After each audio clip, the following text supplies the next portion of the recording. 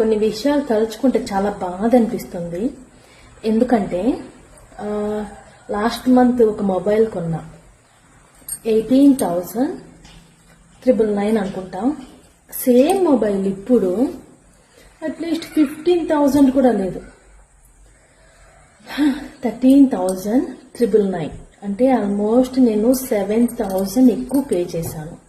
ఇంకోటి, తిరుమలకి వెళ్ళినప్పుడు లగేజ్ తీసుకెళ్ళడానికి స్కాన్ చేసినప్పుడు ఒక బ్యాగ్ అయితే బాగుంటుంది, సో మోసుకొని వెళ్ళాలంటే ఇబ్బందిగా ఉంటుంది అని చెప్పి ఒక ట్రాలీ బ్యాగ్ ఆర్డర్ పెట్టా, 1,600.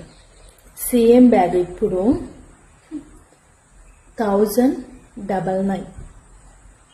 అంటే నేను ఈ మంత్లో లాస్ అయింది మొత్తం 8,000. ఇంకొక డ్రెస్ తిరుమల కోసం ఆర్డర్ పెట్టా, 1,200. ఇప్పుడు సేమ్ డ్రెస్ 800. నాకు అర్థమైంది ఏంటంటే అదేదో ముందే తగ్గించచ్చు కదా జిఎస్టీ, లేదా ముందుగానే ఇన్ఫామ్ చేయొచ్చు కదా, ఒక 2 months ముందే. 10,000 పోగొట్టుకున్నట్టు అనిపిస్తుంది. ఆ 10,000 సంపాదించాలంటే యాజ్ ఏ హౌస్ వైఫ్గా చాలా టైం పడుతుంది.